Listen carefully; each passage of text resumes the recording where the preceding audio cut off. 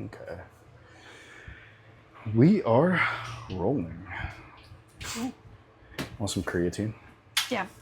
I can't believe we are wearing the same shirt for our first podcast. Yeah. Yeah. Yeah. Copied me. Such a cute couple. Disgusting. Okay, so do you do like a full, like a heaping scoop or like a level scoop? I usually do level, but you do what you want. I do heaping-ish, moderately. Well, I've weighed some of the creatine scoops before, like with a gram scale, and like sometimes when it's level, high gram, it's not full 5 grams. So. Yeah? Yes, ma'am. What? Nothing. I don't know. All right, guys. We're going to do a taste test to start out this podcast. Episode 11. Special guest Sarah. We're going to do a taste test on the Ghost Nutter Butter Whey Protein. We've got this one and pretty much every other flavor of the Ghost Whey Proteins in stock. We do have some of the clear wheys as well available here at Iowa Strength. So check it out. It's a little bit thicker than the normal ones. Kind of plasticky instead of paper. All right. Just throw it. It's fine. Scoop on top. So this is the extended uncut version of a taste test video, so hopefully we don't botch this too much. Sarah's got like 3/4 of a shaker of water, and I've got probably like 10 ounces or so. When I'm not dieting, if I'm trying to put on weight, I just try to, thank you. I try not to put too much water in there just because it just fills me up with the volume of food and everything I'm eating. So I'm just going to double check and make sure this is actually recording. We are good. Alrighty, so Ghost Protein. This is 160 calories, 2.5 grams of fat, 8 grams of carbs, 26 grams of protein. Ooh. Get an extra gram in there. So mix it up. Smells good. It smells good. It smelled good when I opened it. Oh yeah, cool. Cheers. Cheers.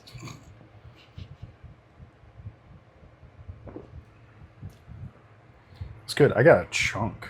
I got like little chunks. It must have cookie pieces in it? Must.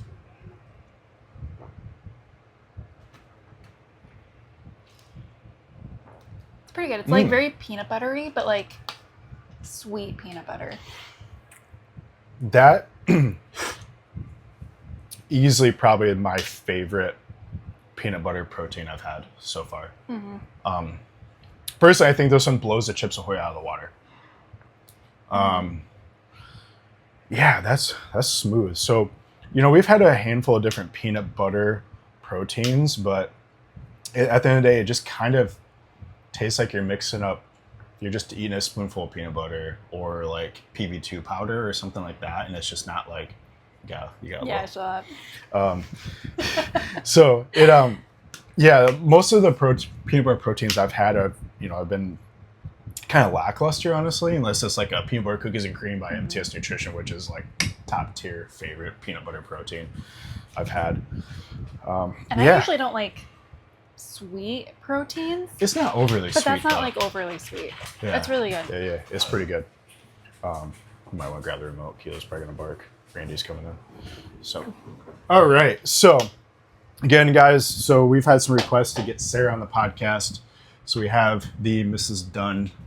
Sarah. Voluntold. Yeah, voluntold. She is not a camera person. She's kind of camera shy. I'm surprised we didn't start the podcast with her doing this. Whatever.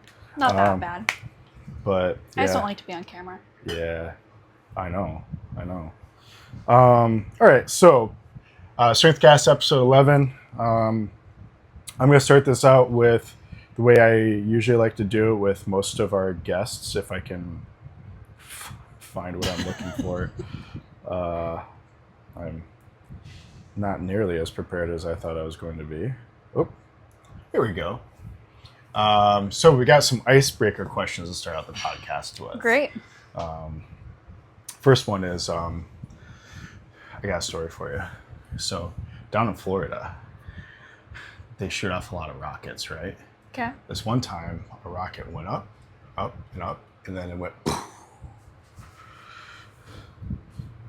that's smooth. Yeah. Works every time. Sorry, worked every time. That was cheesy. Oh, Okay. Hey, you can't see the questions. Let's go. All right. So icebreaker questions. So we can do like quick fire and then just get into it. Cool. So condiments, ketchup or mustard? Mustard, Okay. for sure. Anything else prior besides mustard that you prefer over or those two?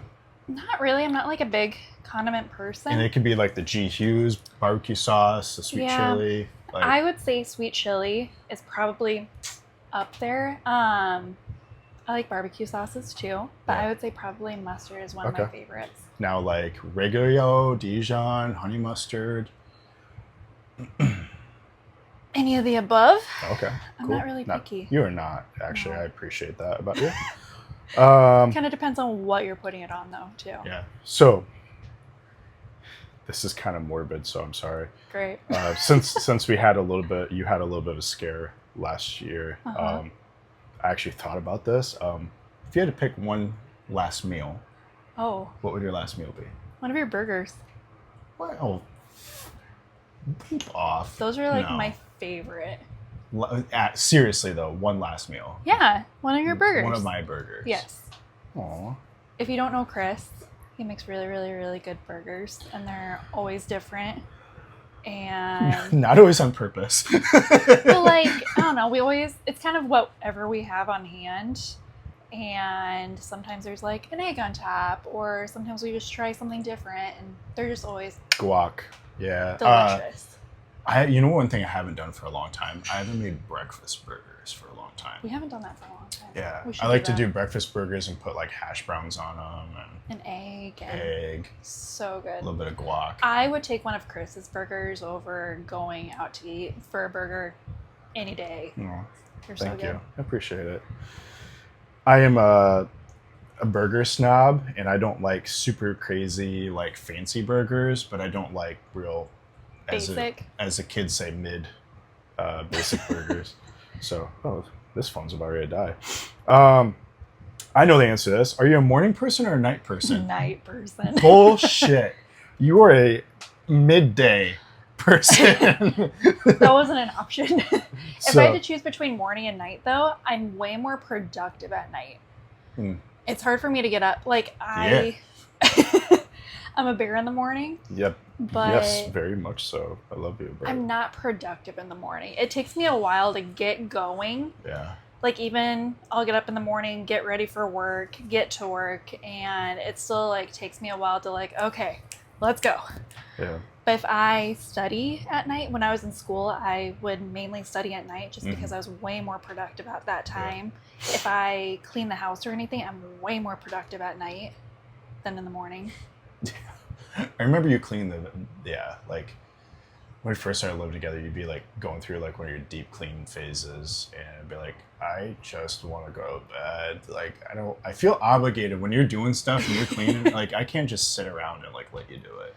But I also used to work night shift. Yeah. True. And so that was when, if I was on call or anything, I would, instead of going to bed, like I always scared that like the hospital's going to call me late at night and I'm not going to wake up, and would just go through like a binge clean at night. Or like early on in our relationship, I'd wake up to a text in the morning like, good morning.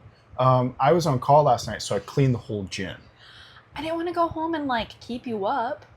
So I would just come here. Yeah. We had to clean anyway. Just get it done. When we first started dating, I tried keeping her out of anything in the gym, gym related, and she just kind of forced herself into it a little bit. But I appreciate it. Forced, helped, whatever. Sometimes volunteered now. What side of the bed do you sleep on? Like facing the bed? I would say if you're in bed. In bed on the left side. Yeah. If you had That's mainly just because you chose the right side. I 100% right side. Yeah. And you'll never change that. No. I'm on the left side. Yeah, we have mixed it up before and it felt terrible. It felt wrong.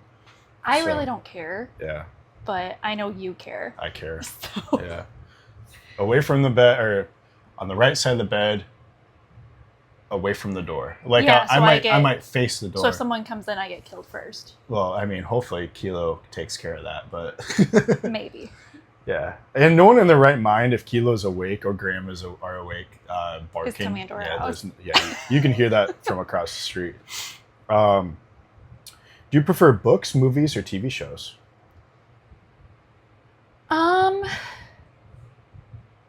I love a good book. Do I ever have time to actually sit down and read? Do you take time to sit down and read? No, I don't. Because there's always other things to do, and that's usually like the last thing I'll do. And then if I have night, time. And then at night, if like you sit down to read a book, you're just gonna be like 5 minutes in, and you'll be like. That too. I'm the same way though. I suck. I've got so many books, so many great books I really, really need to read.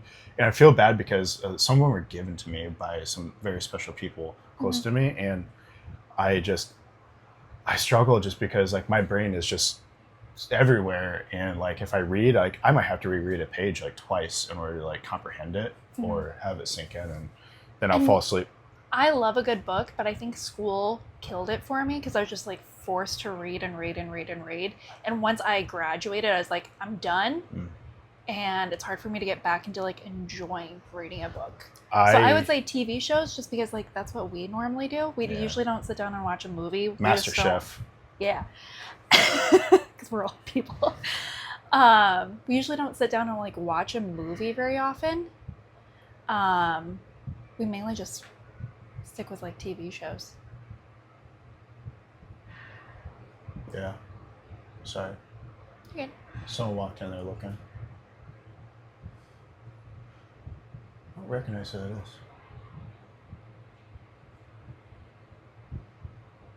is. Anyway. Crap. Cool. Favorite hobby, not gym related. Hobby? Yeah, right. What's that? Not gym related. Favorite hobby. If you had to pick one hobby, what would it be? I don't really have hobbies anymore. No, you don't. So you like crafty stuff. But I do. You just don't. It depends on what it is. Yeah. Like I'm not like a super crafty person, but I enjoy. For example, I did some stuff with like our wedding flowers and stuff, and could elaborate. I'm trying to think of. Thank you. That's the word. Resined our flowers and stuff, and did that for a while and tried to get good at that, but I kind of failed at the beginning. And Chris recently bought me some more flowers, and I tried doing it again, and it turned out way better. Wedding flowers recreated for our wedding anniversary. Yeah. Chris bought me the same flowers that we had in our original bouquets, and just recreated it because my first attempt was not great. So. Well, and then our house flooded and it kind of ruined everything. That too. Yeah.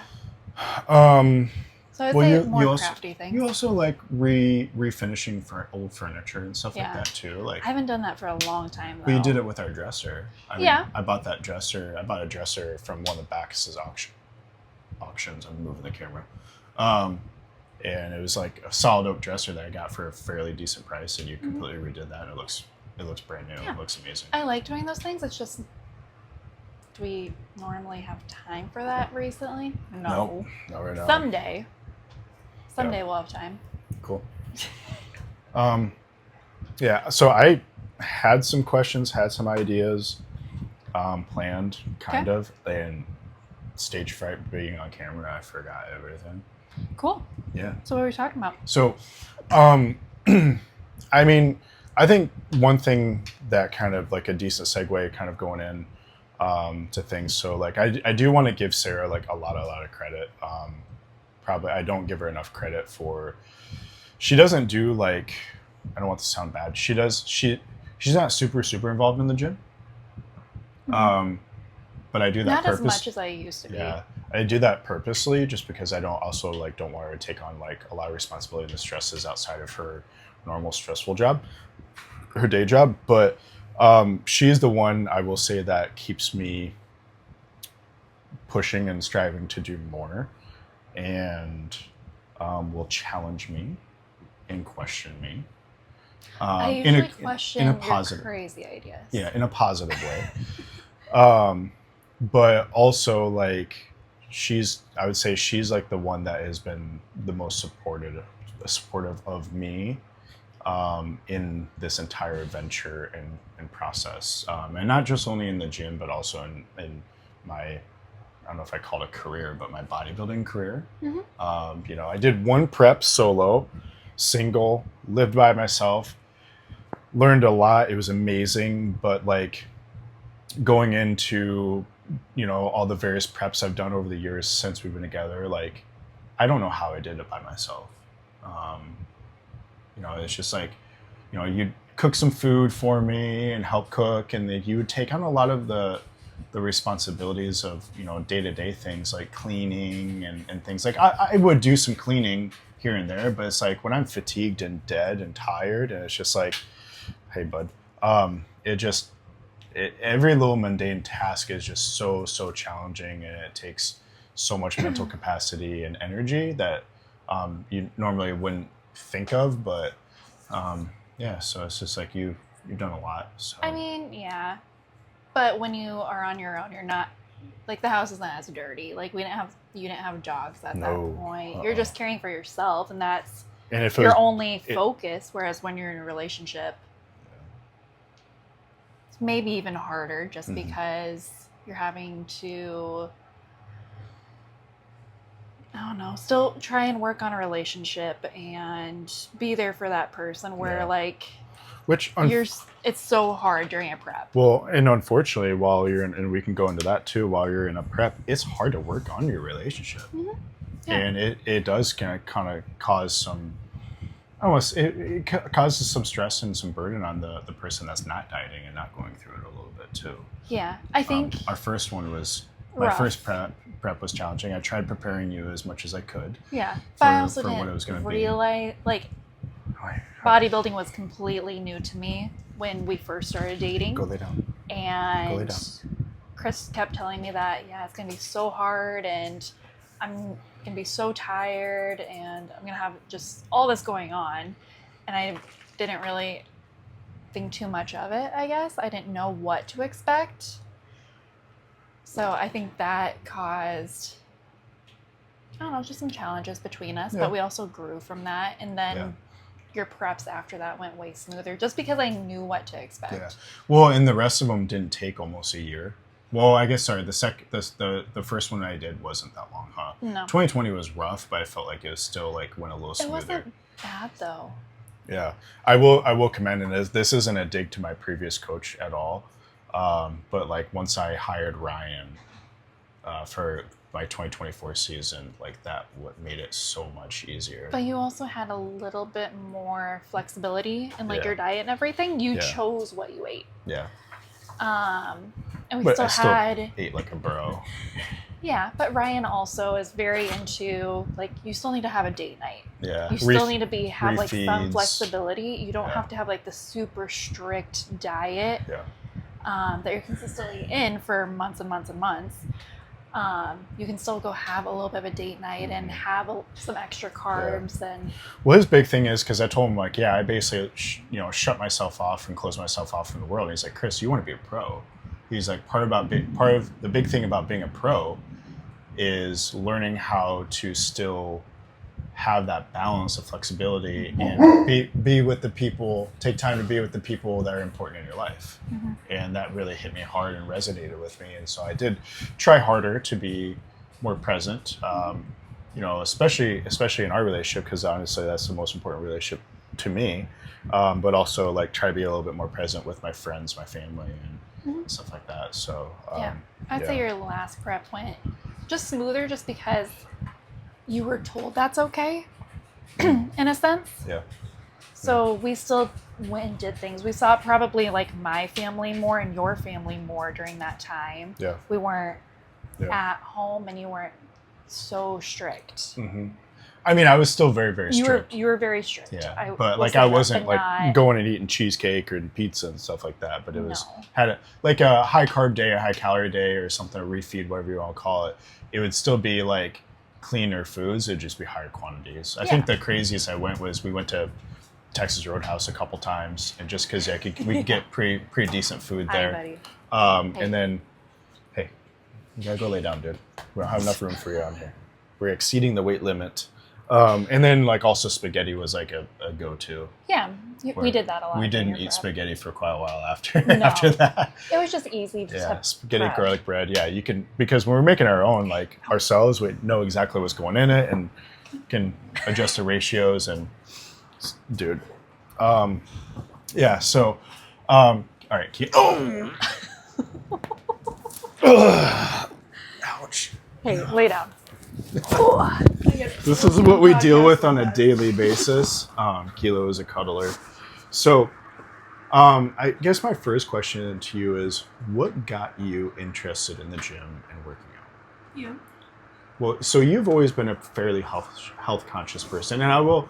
Sorry, one second. Yeah. I will argue. I'm probably the bad influence in the relationship when it comes to food, more than you. Depends on the day. It depends on the day, and there will be times that we'll shut the other person down. It's like, hey, you want ice cream? It's like, no, not tonight. Let's wait. Like we just ate crappy last night. Why would we do that again? Yeah, exactly. But so I would say more so I'm probably the bad influence, or like looking forward to like having a meal off plan on the weekend and already trying to think about it, plan it and stuff. But so like you ate generally healthy when we met. Yeah. You probably didn't eat enough. You definitely didn't eat enough. But No. Like looking back, I was not getting enough food. yeah, But I was also like, school, studying. yeah, had a lot of stress too. We met as I like had just graduated and was about to take boards for nursing. So I was very, very stressed at that point. Graduated Really with your wasn't- RN. Yeah. Yeah, and then since you've got your BSN and your master's, MSN in nursing education. But Yep. So back to your original question, how I got into working out. I was more of a runner when we met. I did a lot of. You lost your microphone. I don't know where that went to. Kilo, out. Out. Oh, there it is. I don't know where the back is though. It's probably in your shirt, under your shirt. Somewhere. I found it. Well, I don't know where that was at. I don't know either. I'll So back up. basically, Sarah was more of a runner when we met. I did a lot of running when I was in nursing school as a good de-stressor for me. I wasn't consistent, anything like that with it. Go to bed. I did like a couple of 5Ks with some girls that I went to school with, and that was really the extent of it. I didn't do it there wasn't an end goal with it. It was just more to get out of my apartment and go focus on something else, get away from studying, and that was how I did that. I really wasn't into high school sports or anything, so I never did weightlifting. Nope, out. All right, guys, no. Hey, Go lay down. lay down, sit.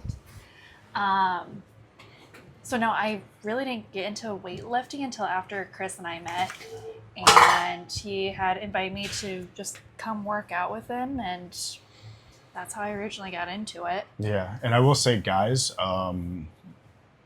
that's a big thing is I never want to push it on her. She came to me and said, hey, do you want to help me learn how to work out? And I said, I would love to share that with you. Yeah, because I didn't know where to begin. The big thing is if you want your significant other, and maybe you can speak better on this than I can, if you want your significant other to get in the gym, it has to be their decision. Now, you can definitely say, hey, the gym is very important to me. Being healthy, being fit, working out is very, very important to me. I would love to share that with you. And that's fantastic, but that other person has to be willing to share that love and that passion with you as well. If not, do not force them, because every time they go in the gym, they're going to resent you. They're not going to like it. They're not going to put any effort into it. And if you take it that serious, you're going to get frustrated by their lack of effort as well. And obviously, like when someone's getting into it, if you're an experienced lifter, you'll be like, oh, well, they're not working as hard as they could. Maybe, maybe not. But also they need to learn like what their limits are and how hard they can actually push themselves. And like, speaking from my experience, you might agree with me, but every year over year, I feel like I just unlock a new level. Yeah. I feel like I can go harder. go more, lift heavier or whatever the case may be, have better form. Yeah. And it's just like every year it's about improvement and progression. And that's why we do this. It's not short-term progress. It's a long game of always trying to be better. And when I, decide to officially hang up that hat of bodybuilding, I'm still going to push myself, but it might be in a different capacity. It might be a different training style or different, movements or techniques. But it's still, as aging and getting older.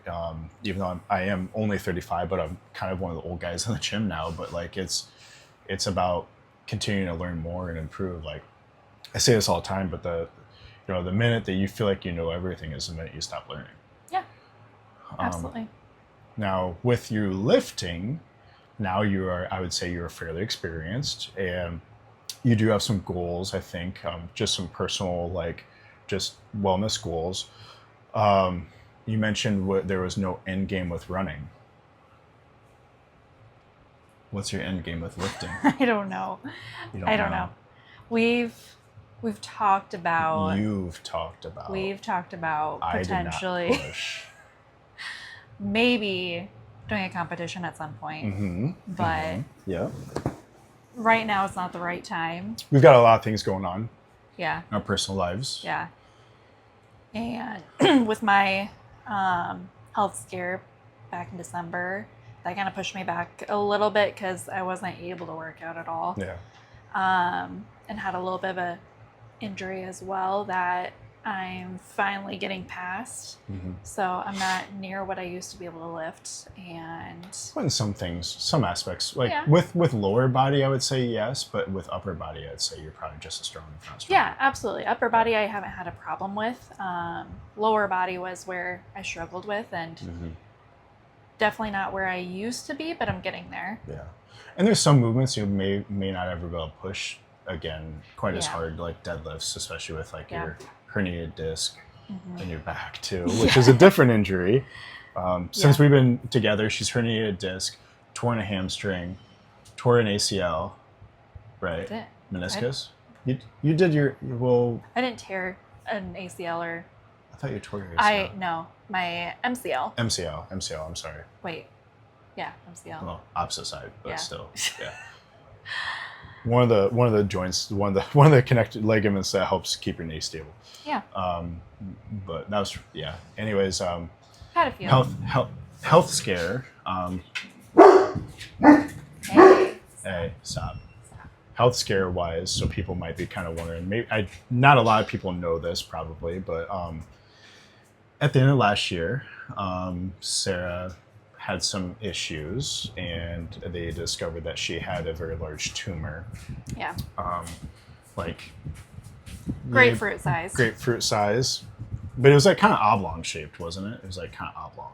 It was 8 centimeters by 10 centimeters and 5 centimeters deep. But anyways, it was very large, but it was a tumor that developed in her which ovary?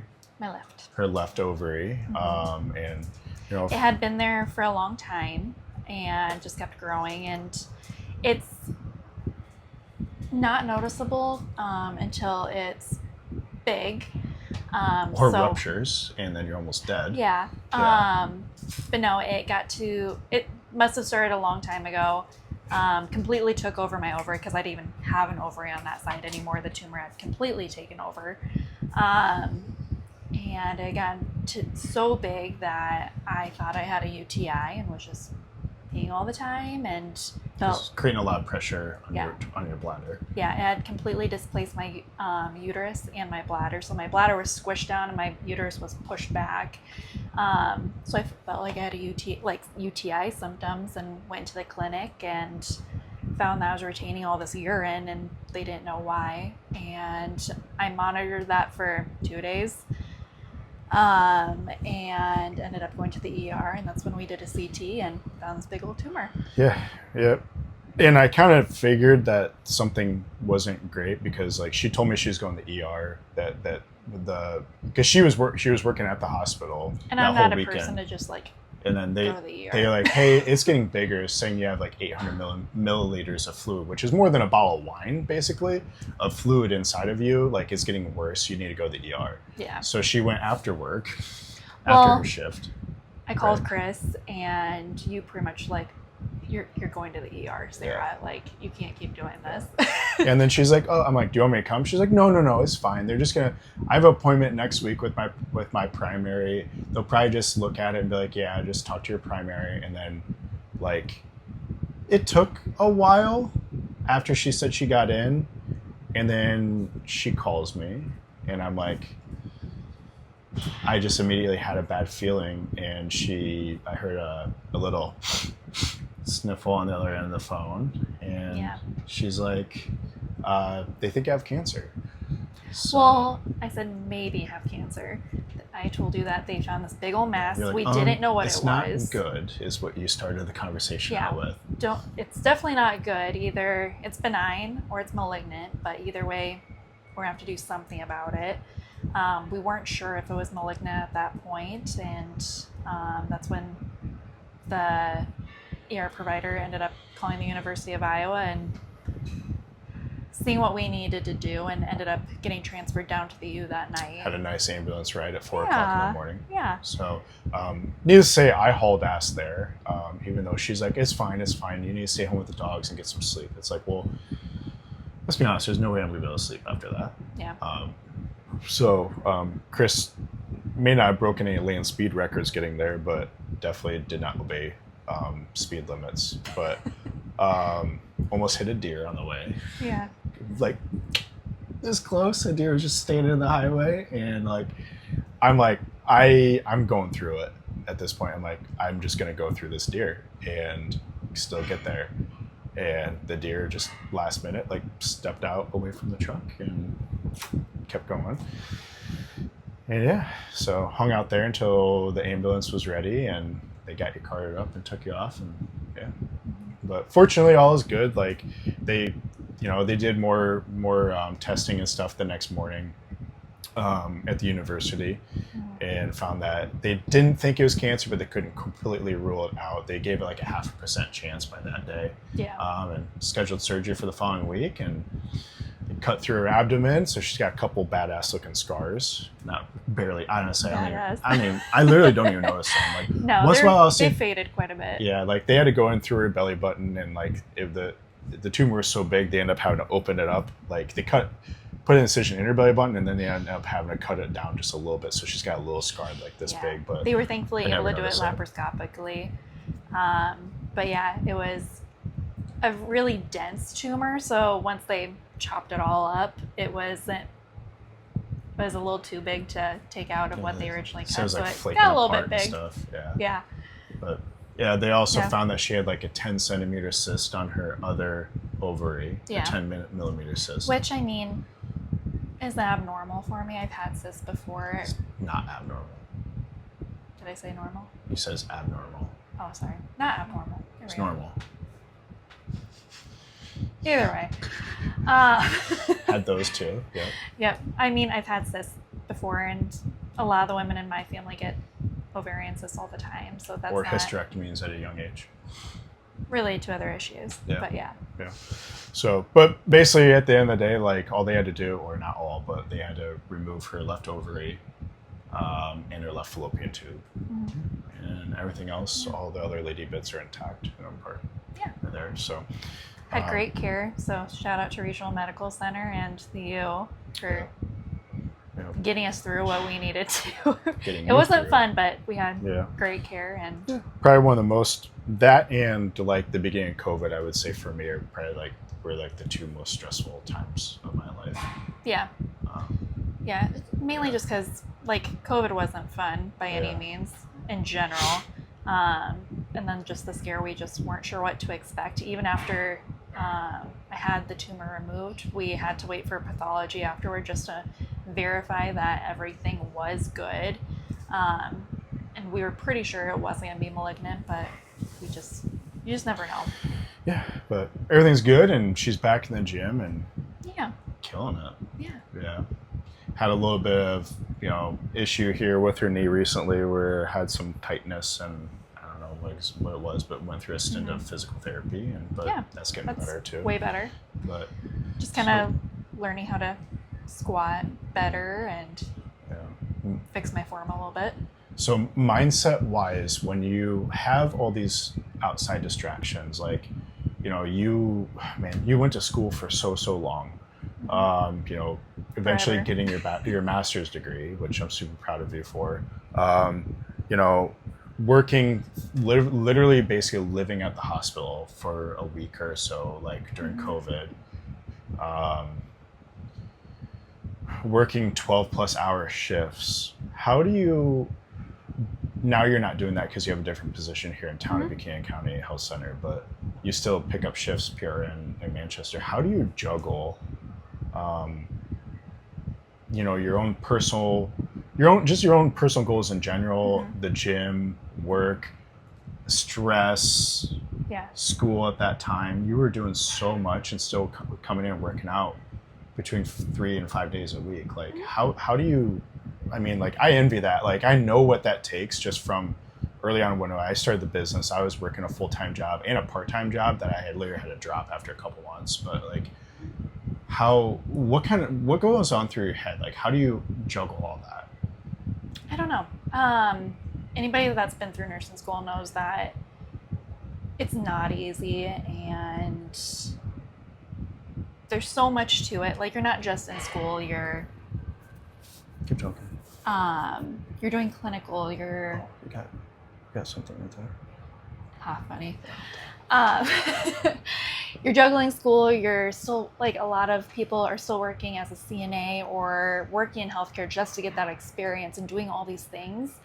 I practically worked full time while I was in school and doing night shift, and then getting off night shift, going to school after that, taking a little nap, go back to work, and cycle just goes over and over. So I mean, I've always just pushed through, and I don't think that ever really ended. I've never been the person to, I mean, full-time for a nurse on an inpatient unit is 3 days a week doing 12-hour shifts. I've never really been the person to just work 3 12s, and have always picked up and always feel bad when my coworkers are short-staffed, and have always been the person to just go in and pick up. But I also love to be a nurse too. And I would say your biggest desire in life is helping others.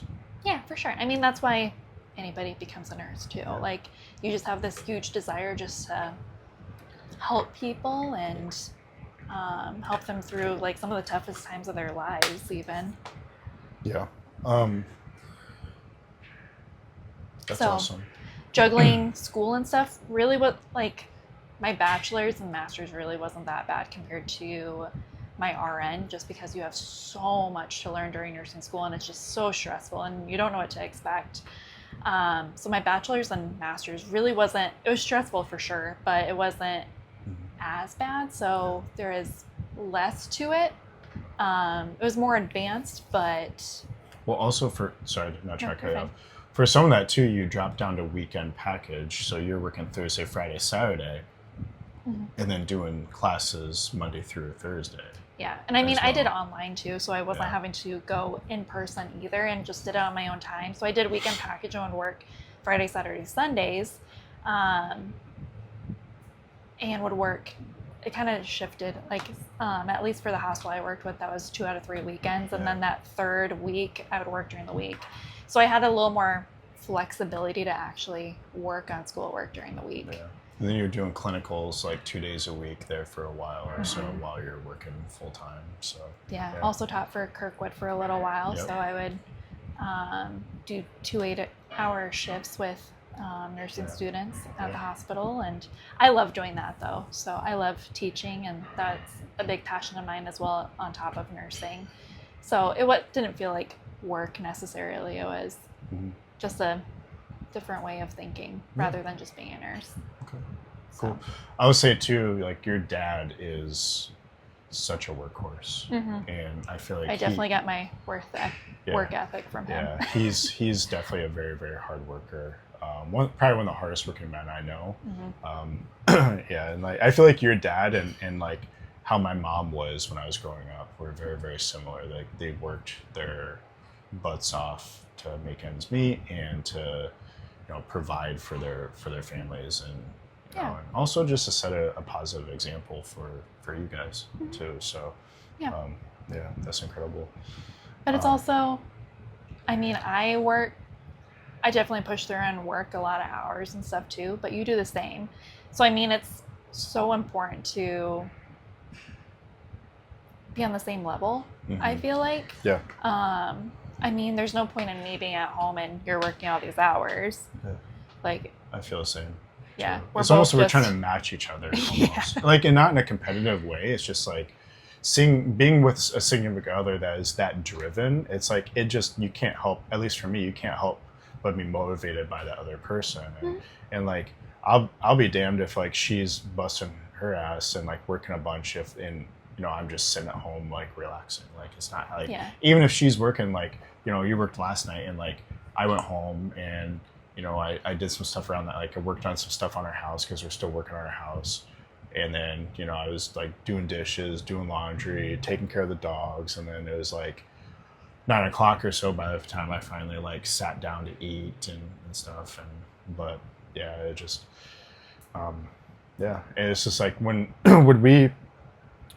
we first started dating, I remember like I tell a story once in a while to some people, but like I asked her if she like whatever you want to be my girlfriend or whatever it was, like and she's like, life is crazy right now, like are you sure you want to do this? Yeah, like I'm stressed to the max trying to study for boards and don't know if I'm going to pass boards, and what if I can't be a nurse and you want to be involved in that?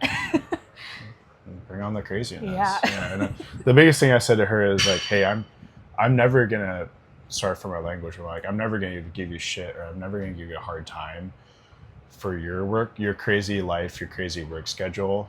But all I ask in return is that you don't give me a hard time about it in return, because things are wild. Like at that time I was working a full-time job, trying to grow my business, doing the bodybuilding thing. What's that? And coming here right after and still working at the gym. Shoot, there were some days like I would get up at 3 a.m, do a little bit of cardio, shower, eat.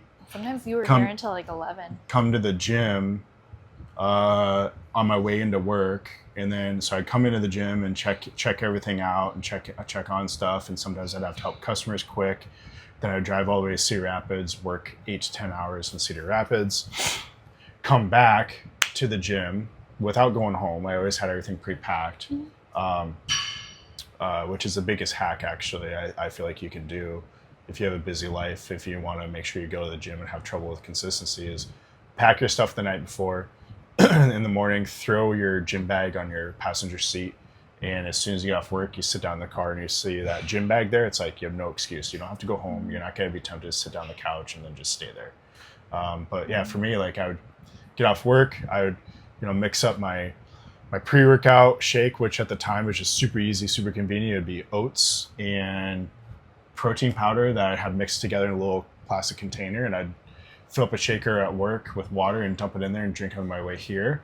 And then I'd come in, maybe help a couple people out, do some laundry, whatever, and then I'd work out, and then I'd get some more stuff done at the gym. And yeah, like you said, like there'd be nights where back then we were staffing the gym until like 9, 10 o'clock at night, and then we didn't have employees yet, and then like would clean and do all the other tasks that need to be done, and take my laptop home and work some more. And we had a lot of date nights just cleaning at the gym at night. That was our typical Friday night, is work out. You get off work at 7, work out, and then stay at the gym super late, sweeping and mopping the entire gym all in one night.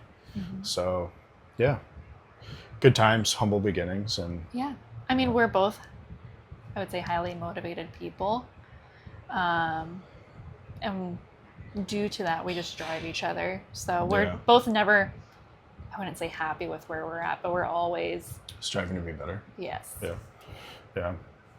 See what else we can do and keep moving forward. We're never just going to be happy with where we're at in life, I guess. We're just not those people. Yeah, definitely. So when it comes to like gym, nutrition, I'm going to kind of give you the floor a little bit, just Okay. again, because I don't have things like super prepped. But when it comes to like, let's say training in general, like what would you say is like kind of like, this might be kind of a tough question, but like kind of your philosophy or your thought process when it comes to like your workouts, structuring your workouts and things like that with a super busy schedule. Like you enjoy lifting heavy, and you, I would say, arguably lift like the guys do. Like, and I hate that, like, you know, it's unfortunate where like social media especially has us thinking that like men have to work out a certain way and women have to work out a certain way. Yeah. Like definitely women and men can have different goals, so they might have to create like their workout programs, you know, a little bit differently. Like, you know, women a lot of times they want like the bigger glutes, the bigger legs, and then just like less muscle but still a tight And toned. upper body too, which is kind of the cool thing now is like big butts and legs and then like nice like sculpted I get that. arms. We all want big butts and Yeah, same. nice big I've quads. I've been trying for years and still hasn't happened, but just want to dump her. But workout wise, I think mine has shifted a little bit, especially since being in a new job. I have a little more flexibility to be here in the gym because I get off at 3:30 in the afternoon, and it's not like I'm rushing to get home. Some days, it's not like I'm rushing to get home and get some sleep kind of thing like I used to, because I used to work from 6:30 in the morning until 7 at night, and I was rushing in here to get my workout done and get my pre-workout meal in, let that sit, get my pre-workout going, still stretch, get my workout done, go home and eat, shower, and I mean by that point I was going to bed at like 11 o'clock at night. Yeah, burning both ends of the candle. Yeah, and I tried to be that person to get up in the morning and do that, and I'm just not a morning lifter. It was kind of a summer thing for us. Like there was a couple different summers where we were getting up at like 3 in the morning. And that was when I was working in Cedar Rapids and working Monday through Friday. That was rough because like again we still weren't going to bed until like 10, 11 at night.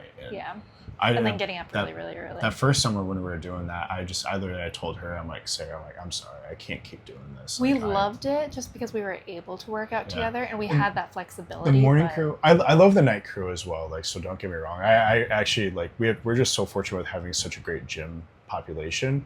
The morning crew is different.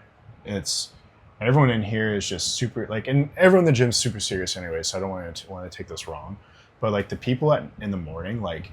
It's just they're just on not on a different level, but they're here to get in, get out, and you walk in at 5 o'clock or 4:30 in the morning, and like everyone in here they just have their game faces on and they're just getting after it. Like there'll be a little bit like friendly banter, joking around, or some chit chat, but it's like most of it is just like radio up, music or headphones in. Everyone in here is just busting it, and you just can't help but just to see that and be motivated by it. Yeah. And it's just like, it's such a cool feeling. Like I've been so productive, like by 6 o'clock in the morning, it's like, I've been so productive already. And I've only been up for a couple hours. And then you get in and like, you feel way more productive throughout the rest of your day too. I love that feeling, but it's so hard for me to wake up in the morning and be like, okay, I'm going to go work out. Yeah. I love the feeling afterward, but it's, You also have struggled, and I hope you don't mind me saying this, but you've also struggled with some IBS. Yeah. Where like waking up in the morning, eating right away can be challenging for you. Yes. And then taking a caffeine or pre-workout product on top of that food, you're just like you don't get like, you know, explosive diarrhea or anything from it. But like it's just like, oh, my gut hurts. Like my stomach is churning. It doesn't feel good, and it just can almost ruin you for the day too. Yeah. I mean, growing up, I really didn't eat breakfast just because I would always wake up nauseous in the morning, and I just had this huge food aversion. And then when Chris and I got together, he's always pushed me to actually eat in the morning, and that was really hard. But also finding foods that actually agree with you and settle with. That's definitely changed a lot of things. And now that I have better nutrition, it's definitely been better. I wake up once in a while nauseous, like once in a great while anymore, and it's not as big of a deal, I would say. So, yeah, but definitely when I was getting up in the morning and pushing food right away, and coming in here, having some kind of caffeine, getting my pre-workout in, and then working out, and then eating more on top of that, it was not great. Yeah. I usually don't feel wonderful after that. Yep. So, so going into like food then, since that's kind of been like a. Well, I guess let's go back. You asked sorry. me about structure of. Oh shoot. We keep moving forward. ADHD. Sorry. My workouts. Right now, I'm working on building my legs. So I hit legs a couple different times during the week. So I work out 4 days a week right now. So my first day is quad dominant day, and I throw in like some arms and stuff in there with that at the end. And then my second day is an upper day. I usually do like shoulders and chest on the same day. It's like a push day. Yeah. My third day is hamstrings. And then my fourth day is like back and glutes. So like a posterior day? Yeah. Yeah. So, and I'm not saying that everybody needs to have that by any means. It's just based on what my goal is. It's to especially build my quads up is my goal. Yeah. Because my legs are definitely growing, but my quads definitely need a little more defention and to grow a little bit more. With a lot of your knee issues that you've had, that was hip hard issues, to do. Yeah. it has been a little bit difficult for you to actually connect with Mm-hmm. your quads. Yeah, and with women, I know there's like this big. It's common for women to think. Yes, it's common for women to think that I can't go heavy. Because I'm just going to get bulky and disproportionate, but it's just going to make you grow for sure, but it's not going to make you bulky or anything like that. Make you look masculine or. Yeah, no, I wouldn't say I look masculine by any means. No. My legs are definitely bigger, but I wouldn't. You definitely don't look like the girl I started dating. And I mean that in a good way. Like, I was just very scrawny. Yeah, like you're very petite, very skinny. Typical runner. Yeah, and like growing up, I know you had people that that were concerned about your health because they thought maybe you had an eating disorder. Yeah. Just because of how definitely petite not, you were. But hey, I just couldn't gain weight. Down. But I also wasn't eating enough. Yep. I wasn't lifting by any means, so I wasn't growing by any means. I was just doing a lot of cardio and not eating very much. Yeah. So. And also like not staying hydrated or anything like that too. So hydration was a big thing that you really I was trying to be health conscious, but not in the right way. I didn't eat fatty foods or anything like that. I didn't go out to eat very often. You can't really, with your IBS, you kind of have to avoid fatty foods. Yeah, it just like upsets my stomach so much. I don't eat out, I don't do fast food. If we eat out, it's like a sit down place. I just can't handle like that high fat greasy. Yeah, deep fried or anything like that. Hey, bud, you gotta lay down. I will feel sick for a couple days afterward. Lay down. And I've always been that way, so. Yeah. Awesome. So that kind of, are you done talking about training? I think so. Okay. Yeah. So there's a lot of misconceptions when it comes to women in lifting, but again, don't be afraid to push the weight. Yeah. Don't be afraid to, I should only do 25-pound dumbbells kind of thing. The big thing, so two big things is the more muscle mass you have, the easier it's going to be for you to lose body fat. I'm sure you've noticed that. Mm-hmm. Yeah. By I didn't believe it, thermogenesis, but sit down, bud. Kilo, sit down. He's just forcing his way much. into the podcast. He's so tired and just wants to be loved. But on top of that, as we age, again, I'm trying to be more conscious about the long game here. Yeah, for sure. Your mortality rate the probability of you dying earlier decreases. Actually, there's a lot of new studies on that now. That the more muscle mass you have, the longer you can actually live. Yeah.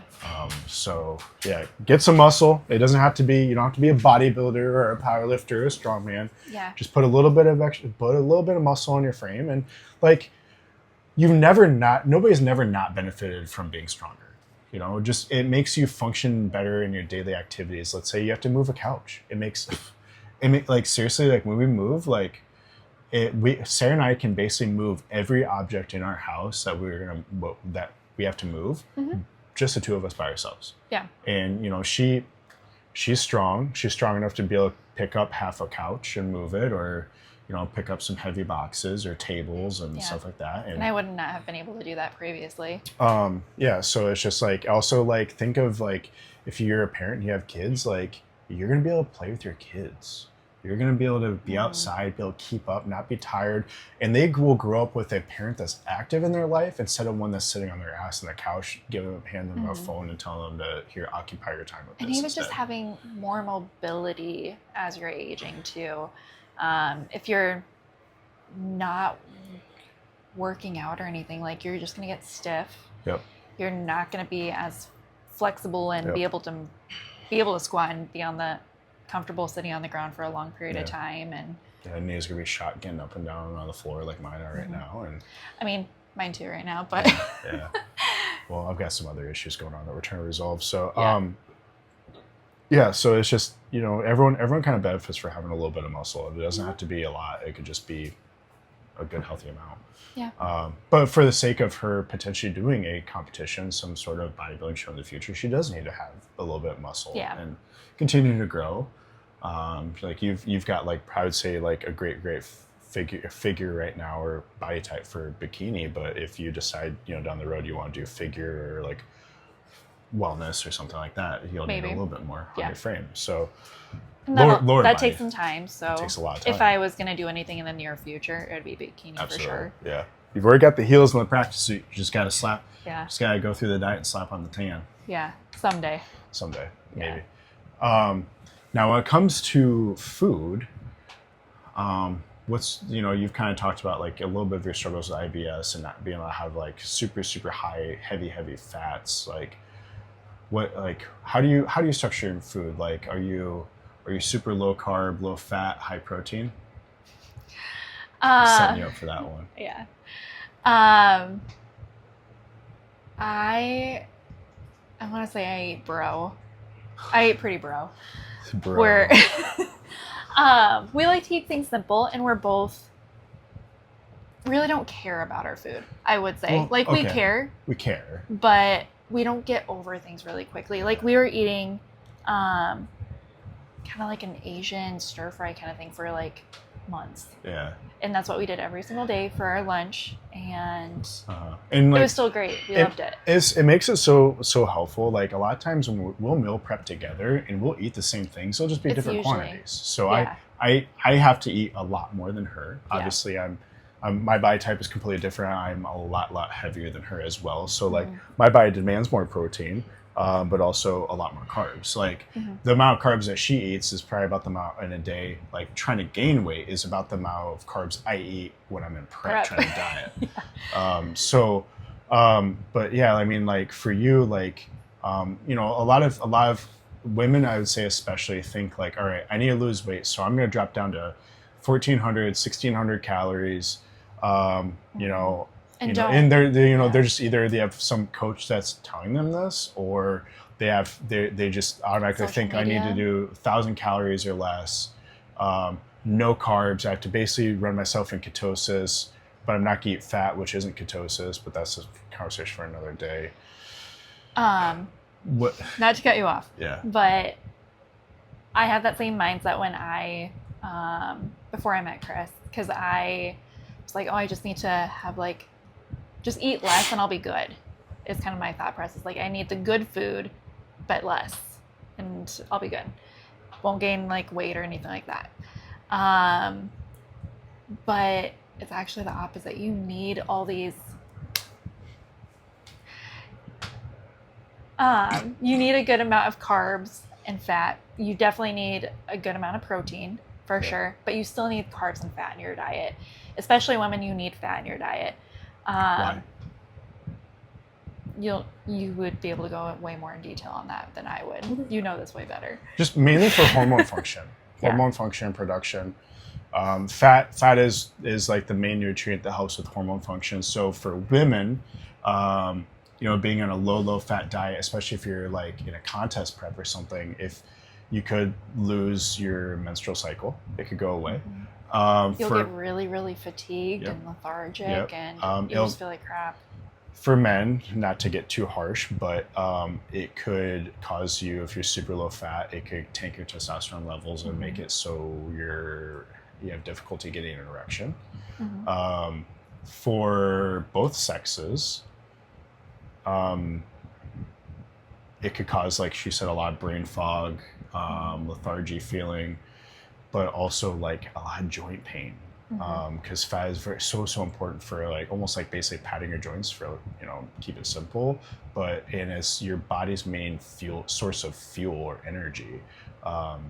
So and by fat, I'm not saying like go eat a burger at McDonald's kind of thing, not that kind of fat. You want like the good fats, like coming from fish or avocado, tree nuts, like coconut oil, olive oil. You don't want like vegetable oil by any means, but those good, peanut butter, healthy fats. A lot of people are like, oh, so like peanut butter, yes, sparingly. You don't want to eat the a more whole bunch of it. the more natural the peanut butter, the better. And most people don't like actual natural peanut butter, like the refrigerated stuff, because it's actually like it just kind of tastes like chopped up runny peanuts and doesn't have a sugar sweetener in it, but also is lower in carbs, because regular store-bought peanut butter, even if it says natural, has a lot of sugar. Well, that is almost as dense in carbs as it is in fat too. So not only is it a fat source, it's a carb source, and it's actually kind of lackluster in a protein source. And back to natural foods, everything natural is going to be better for you anyway. So that is the same thing for protein and carbs. Do you need to have all these protein shakes and all that stuff? No, it's not going to be the best for you. It's a good, if you're not able to get enough protein in your diet. Substitution. Yeah, it's a good substitution, but by no means do you need to have 4 protein shakes a day. Definitely take that from your healthier, natural foods rather than going for something that's a substitution and not natural. Yeah. So you're telling me you're able to lose weight, gain muscle on more carbs, more fats, and protein. Oh my God, how do you do that? That's just like... I know. It's like crazy. You can lose weight and still eat carbs? Yeah. Oh man. Wow. But you just need to have by no means do you need to, what do I want to say? You don't need to eat a ton by any means, but you just need to have a good, healthy range of macros. Yeah. Yep. So and that's going to vary based on each person too. Yeah. Like I can get away with high carbs. And that's just how my body loves carbs. And you can eat carbs like no other, and be totally fine. Yeah, I'm eating close to 500 grams of carbs a day right now. And I'm not lean by any stretch of the imagination, but I wouldn't say I'm fat either. Even though I joke around about it. Fat for a bodybuilder, yeah, maybe a little bit, but like fat for, average person, no. I would still be able to take my shirt off in public and still look somewhat decent, but yeah, no, it's like, so at the end of the day, like, carbs aren't your enemy, and I know we've kind of talked about this like with some social media posts and things like that in the past, but it's just all about balance and getting in the right carbs. Like like a calorie is a calorie, a macro is macro, a carb is a carb at the end of the day, but carbs from cake are completely different than carbs from carrots or rice, even though I don't want to fall back on rice because you don't have to eat rice if you don't like to, but like, let's say potatoes. Like potatoes are a great carb source, even though they get a lot of hate because they're a starchy carb, but they come from the earth. If it comes from the earth, it's going to be a lot more beneficial and healthier for you than something that's ultra processed, refined, things like that. So, but awesome. And everybody's going to react differently based on carbs too. Like some people do really, really well with just chicken and rice, and that's great.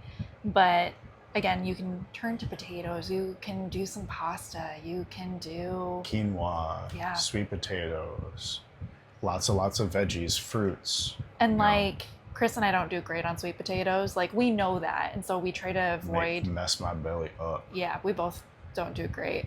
So, I mean, we focus on different carbs, Yeah. and that's might be different for somebody else. Somebody might thrive on sweet potatoes. Yeah, and like I actually like sweet potatoes and blueberries. Like I like them. Your belly does not. No, nope. I will not be a fun person to be around the rest of the day if I have them. There was like 2 of your preps that you mainly ate sweet potatoes, and Chris was in the bathroom all the time. And Literally, just miserable. I think like I was in the bathroom about 8 to 10 times a day. Yeah.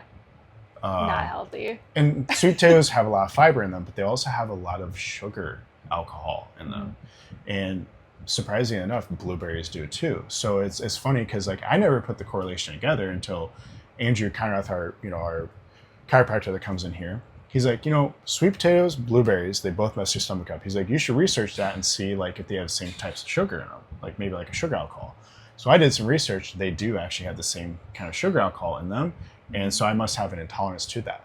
But it literally took me years to even like, and someone else just be like, hey, you don't have to eat that.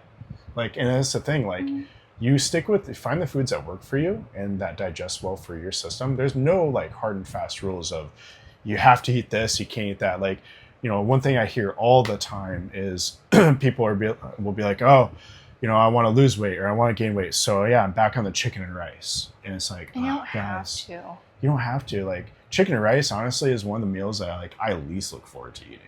I don't mind rice. It's super easy. I can eat a lot of it. We can get rice, anyone can get rice super, super cheap. We usually buy like 15-pound bags of it at a time, like the jasmine or basmati rice. And it's great. It digests really well for me, but it's boring, and rice really is like not a great source of carbs because it's pretty void. Like at least white rice without the hull is very void in a lot of micronutrients. Like it doesn't have a lot of fiber, it doesn't have a lot of minerals in it or anything like that. So if you can get a different carb source that still agrees with you, that might almost be more beneficial. But I also, like, as much as I love potatoes, I have to be a little bit careful with potatoes too because of the high fiber. And like my belly, like I have a condition that's called Ehlers-Danlos syndrome or EDS. So like it attacks my joints, my connective tissue, but also it attacks my organs and my digestive system. So my digestive system is a little bit more relaxed than the average person, which I don't really have bathroom issues to say per se, but if I eat like a lot of high fiber foods, definitely takes a toll on you. It'll go through me a lot faster. So like if I eat, like I love mashed potatoes. I'm a sucker for mashed potatoes. If we're gonna have a home cooked free meal, like a steak and mashed potatoes, it's kind of our go-to. Is my go-to. I love it. But that next day, if I hammer the mashed potatoes, I'm like, oof, okay, yep. I'm glad I'm not doing that for another week or two. So, not to be too TMI. But yeah. So, anyways, yeah.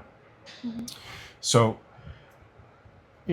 I really liked and I hope this isn't a boring podcast because we're just kind of rambling on about food and nutrition and stuff. Yeah, we've kind of gone all over the place with this one. Yeah, so this is what happens. Not structured. No. This is what, I mean, like, I know you so well that it's just difficult for me to interview you. Yeah. You're a very fascinating person. Like, we both know. A very interesting person to me, but, like, I know you so well. But is there, like... I really like the mindset questions and things like that. Like, you kind of have this relentless passion, a relentless pursuit just to always improve and always be better. Like, what keeps you, I guess, from like being too comfortable or getting relaxed or like, like you never really slow down or like calm down on your goals. You're always going after them. Like what? I think that's just me though. It's not, I've always been that way. Yeah. And maybe that comes from like my parents. Like my parents are very goal oriented and always motivated, and there's always something going on. And, and this is a little bit different because I will say, like, not to talk negatively, I didn't have this growing up, but your parents aren't scared to ask you the difficult questions or aren't scared to push you hard. No. Like I was like, especially like academically, my dad wanted to be like a professor. That was where he was originally like, he got his bachelor's in history. I don't know exactly which one he would know more. But that was his goal. He was going to go get his master's and be a professor at a college. That was where he wanted to go. So he was very academically driven. And so that also got passed on to my brother and I. We were academically challenged by my dad. And even like over the summers, like he gave us homework during the summers. We would write papers and he would like go through them and like take a red marker and everything and go through them. And but like, that's how we grew up. So we were always challenged, and but it was maybe in a that positive, also, it was in a good way. It wasn't like it wasn't bad by any means. It was just to push you a little bit. It didn't have to be a paper on something you hated. It was more of like, what do you want to learn about? What do you want to research? But let's have something to look at, and at least learn while you're out of school. And he did that while we were in school too. But it was great for me because I am not a good writer by any means, and that definitely pushed me. And I'm still not great at writing a paper, but I'm okay. It got me through my master's. And I feel like I'm not great at it either, but I know like with some of your papers for school you would have me like kind of read them and stuff like that. I'm a little bit of a perfectionist when it comes 100%. To school too. In a good way and a bad way, just because overthink maybe a little bit. Yeah, it took me probably like way longer than I needed to. And did I really need to spend all that time? Because I would get 100% on it and then like look back and did I really need to spend like 4 hours on this paper? Did that teacher actually read this whole thing? That too. It's supposed to be 4 pages long and it ends up being 12. Yeah. Yeah. Cool. So kind of trying to, get this wrapped up here. We've been on for like over an hour. So, wow. Again, guys, I hope you get some substance from this. I apologize, but it was important for me, like first for a female guest to be my wife. Because I know we've had some requests for like Jade and like other people, but I really, really want to get Sarah on here first. Like a lot of you guys see her, but I feel like you're very quiet. Until you get to know me. Like I'm and then quiet. She doesn't shut up. Yeah. I'm just kidding. Yeah. But, love you.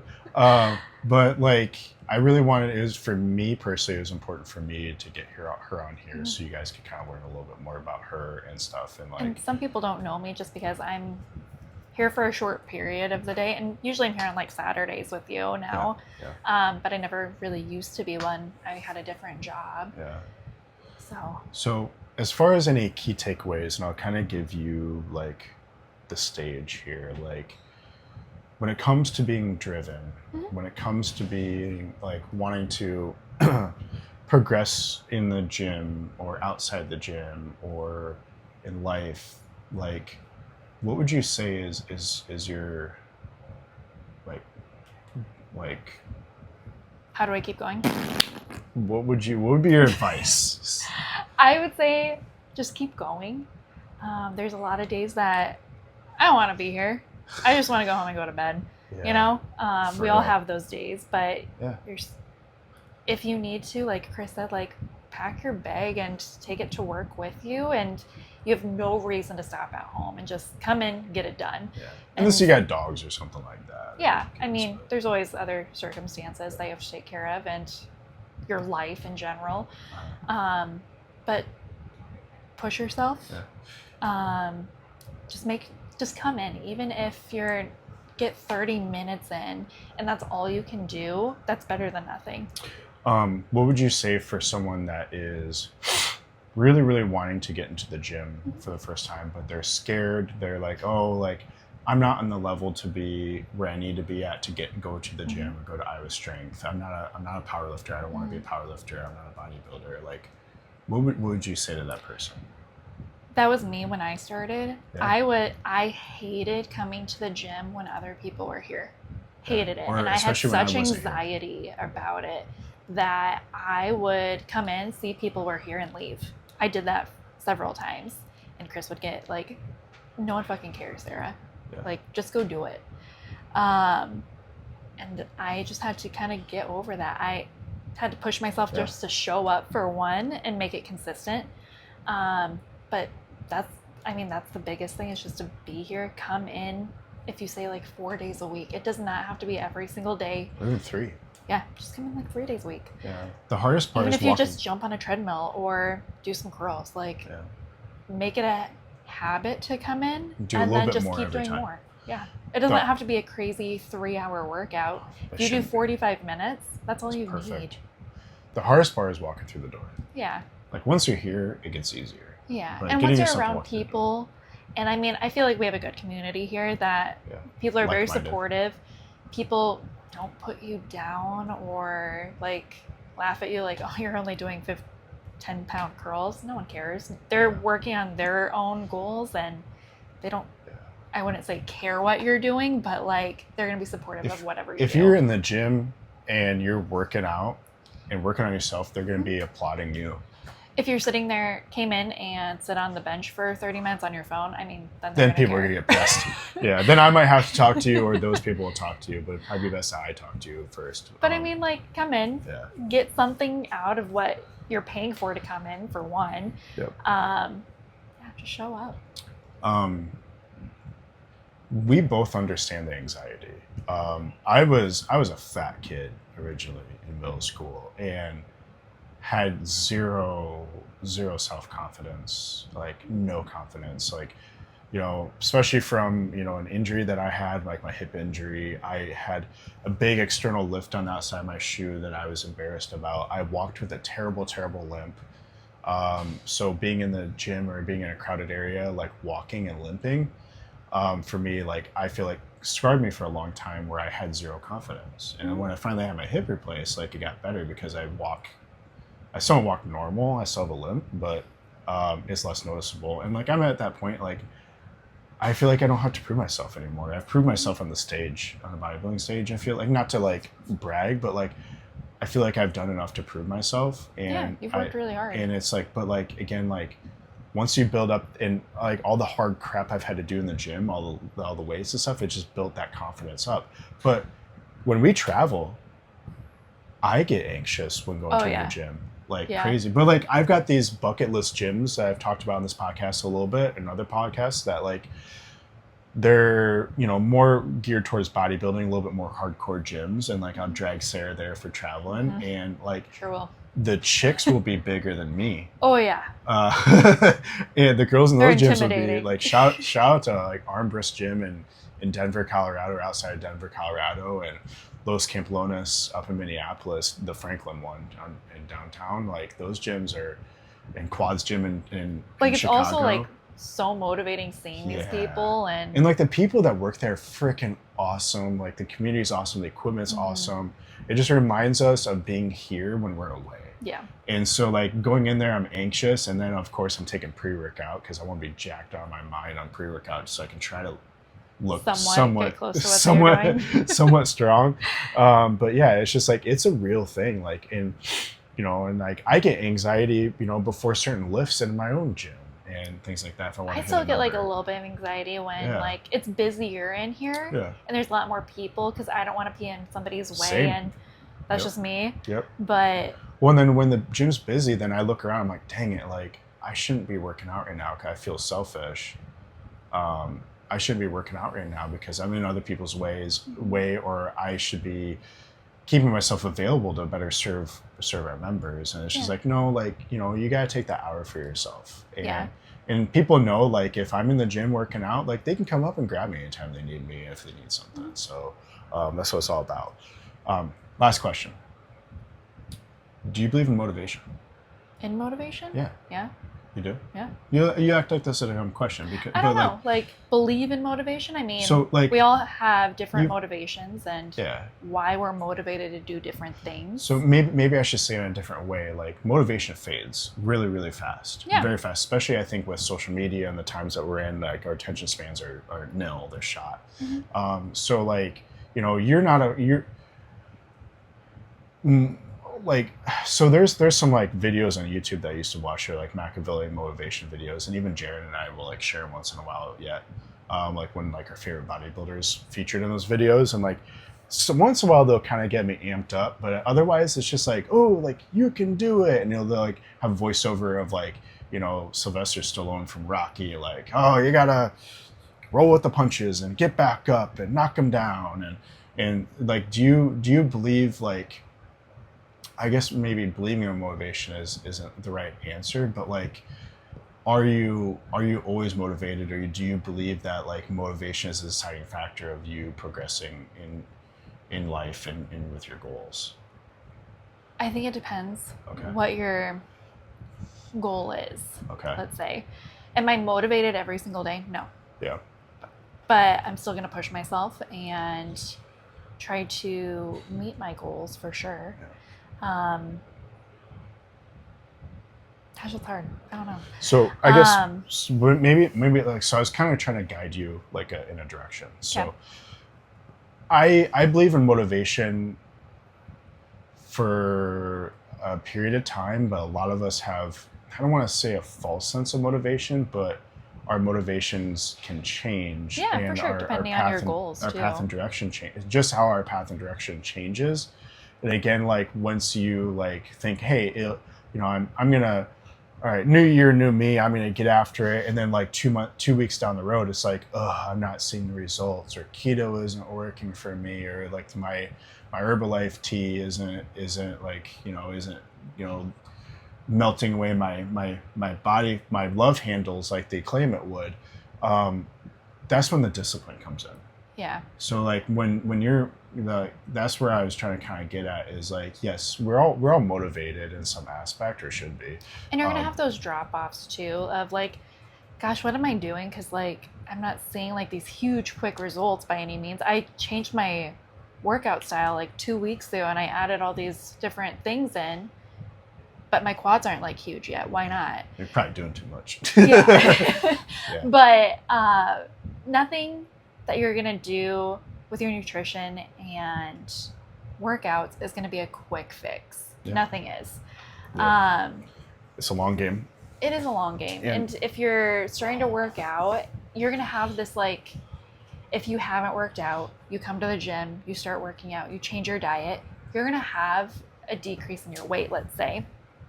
Could. And you might have like this quick little like, oh yeah, I lost like 10 pounds, I feel great. And then you kind of stabilize. And that's where people just like, I don't want to do this anymore because I'm not getting anywhere, and what am I doing wrong? It's not that you're doing anything wrong. Your body just adjusted so quickly that you lost 10 pounds, and you just have to keep pushing to continue that. It's not that you're not doing anything correctly and that you need to change your diet again. It's just those things take a long time and consistency to actually make a change. Yeah, and with that desire, and we all have it, that desire for instant gratification. We all have that. When we don't see the results as soon as we want, that's where interest fades, motivation fades. Like, screw this. Like, I guess I'm just gonna be fat my whole life. Like, I used to feel that way. But that's where like the discipline comes in hand, where and you can do this with your significant other too. Like if they're like venting to you about like, oh, like I really don't like this. Like, yeah, but I believe in you. Like, keep going, keep pushing harder. But you've only been doing it for like 2 weeks. Keep going. Like, see what happens in another month. Stay disciplined. Like, and again, like I'm not picking on anyone at all, but like, let's say if someone has some excess weight, maybe, I don't want to say obese, but like they're heavier set, and no judgment, but it didn't take you 2 weeks, 6 months to put on all that weight. So you better not expect it. It's probably take even longer to come off. Yeah, you better not expect it to take only 6 months for it to come off. Yeah. Or at least not in a healthy way.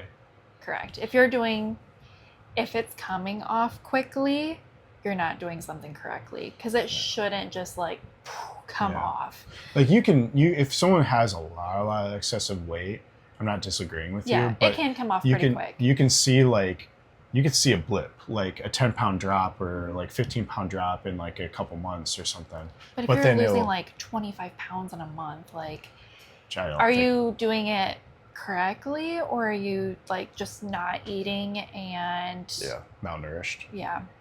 Because at that point, you're just going to put it back on. Yep. And you might if you end want up to worse keep it off, it's just a consistent Yeah. what you're doing consistently, having that same nutrition and doing like consistent workouts, then it should consistently come off. Yeah. Not that you're going to have those little plateaus of I'm not losing anything, but weight isn't necessarily a good factor either. You might be staying consistently because you're actually growing muscle now too. Yep. Yeah, weight it's not is... that you're not losing weight, you're still losing some weight. Yeah. I should say losing some fat, but you're also gaining muscle when you're working out too. Yeah, the scale is only one small, minute measurement of progress. And not your only factor that you should be looking at. Probably number one is how do you feel? Mm-hmm. You know, do you feel more energized? Do you feel more confident? Do you feel better about yourself? Do you feel lighter when you walk? Are you getting less out of breath when you're walking the dog or playing with your kids? Mm-hmm. Number two, how do you see yourself in the mirror? Yeah. Are you seeing those physical changes? Big, important thing I think is take progress photos. Like, you don't ever have to show them to anyone else. You can put them in like a hidden folder on your phone, and once a week just take photos and like go back and forth. And like when I coach a couple people, like not a lot, but like I will go through periodically and do side-by-side comparisons. Like, hey, it's been 6 months since we've been working together, a year since we've been working together. Like, look at where you were. Mm-hmm. You are a different person. Mm-hmm. And I'm not saying that to like try to bolster, like, I don't really want any more clients, but like, it's just like, you'll be amazed at the results that you see if you take progress photos, because like, you're not going to notice the small changes day in and day out because you see yourself every day. But your significant other may notice. Like, I mean, I've noticed changes in you. You've noticed changes in me. Mm-hmm. And when we didn't see those changes in ourselves. Mm-hmm. But. And going back to like being motivated with your significant other, like point those things out. Like, gosh, your biceps are actually getting bigger, or actually, finally. Finally. But like, if that person's probably not noticing those changes just by looking in the mirror every single day, you're not going to see those little changes. But like, we'll point out to each other, like, gosh, like you're actually getting like some definition here, or And like, we're not the type of people either to look in a mirror and be like, oh yeah, no, we're not. No. So, but as much as people might think I do that because I'm a bodybuilder, I don't. But no. We try to hype each other up a little bit, and not like fake hype each other up, like, oh yeah, you're like so big, whatever. Yeah, no, it's like, but it's just like nice little compliments. Like, we know, like, this is something I know I need to be better at, but like, we don't just give compliments to give compliments. Mm-hmm. And it's just like, if a compliment comes from one of us to the other person, it holds some weight because it comes from a good place. It comes with real meaning, and it's genuine. And so it's like, and like, also like, I love, like, one of my favorite people to work out with is right here, just because there isn't hardly anyone else on this earth that motivates me more than you. Aww. And so when I'm in the gym and we're working out together, even if we're working out at the same time, I don't want to look like a chump in the gym. Like, I don't want to look like a weakling. And it's like, it's like, I want to be like, I can't just do this for myself. Mm-hmm. Like, I can't. Like, I don't. My brain doesn't work that way. Like, I've been told that I'm not gonna be able to do or be a lot of things, and it's always been that, like, people telling me I can't do something that's been motivating. But also, like, since being with you, it's just like, all right, I want to be strong for you. Mm-hmm. I want to be healthy for you. I want to look good for you. Mm-hmm. I want to look good for myself. But like, I have more of a desire to look good for you than I have a desire to look good for myself. Agreed. And I don't want to disappoint you. Mm-hmm. And that's the big thing, is like, that fear of disappointing you is real. And so, I get that. Plus, like, I don't want to like drop a 110-pound dumbbell in my face and have you laugh at me, because you probably would a little bit. I might for a second. And they'd be like, "Are you okay?" And then I'd be weak and ugly. Well, I mean, I'm already I'm stronger than I am pretty. We'll say that. Whatever. All right. Do you have any key takeaways? Any like last words of advice, wisdom, anything? No, I mean, I would say big takeaways are if you are wanting to get into the gym, just show up, be consistent. Again, you don't have to do anything crazy. You don't have to do these crazy fab workouts or diets or anything. You just need to show up, come in, and just make it a habit. Yeah. Once you make it a habit, it's just like a lifestyle after that. It's just second nature. Yeah. I mean, I've been here for several years after I met Chris, and it's just a habit now just to be here. It just lingers. Now she won't go away. Yeah. He's just stuck with me now. Yeah. Keep showing up. Yeah. Right. Cool. But no, just show up and just keep moving forward. I mean, keep giving yourself goals, and if you're showing up and doing the same workout every single day, are you going to get anywhere? Maybe not. And doing like the same weight, probably not. Yeah. But if you keep pushing forward and like, you know what, I'm going to add 5 pounds on today and see if I can do that, even if it's like a couple reps less than I was doing last week. Cool. Keep pushing. Yeah. Yeah. And be expressive of those goals with your friends, your family, your significant others. Make those goals known. They'll keep pushing you. Yeah. Not only are they going to be there like your biggest cheerleaders, but they're also going to be the ones that hold you accountable too. It's like, hey, like, you know, I thought you were going to work out 4 days a week. You only went in twice. You in the gym. Like, what's up with that? Or like, hey, like, aren't you supposed to be losing weight? Like how's that going? And it's like, crap. I thought you were going to put 45s on the bar today, you know? It's been a while since I put 45s on the bar. I only see 10 pounds on there. What's up? Yeah. Your squat. I'm sorry. You'll get back up there. Yeah. So, all right. Well, thank you for being on. Absolutely. I appreciate you. Mm-hmm. Was it as bad as you thought it was going to be? No. No. It was just us talking. Yeah. With people watching, possibly.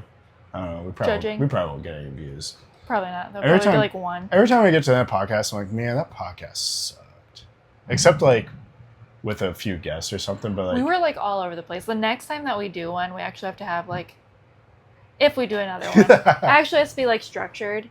Yeah. Because we were like all over the place. We really didn't get in like detail on anything. It was just like, woo. Yeah. Sorry. I had pre-workout and then I opened up an energy drink. And I just got done with my workout. Yeah. My mind's done. Yeah. It's Saturday morning. Yep. Want to take a nap now? I am so down. Alrighty. Well, Strength Cast episode 11. Cut.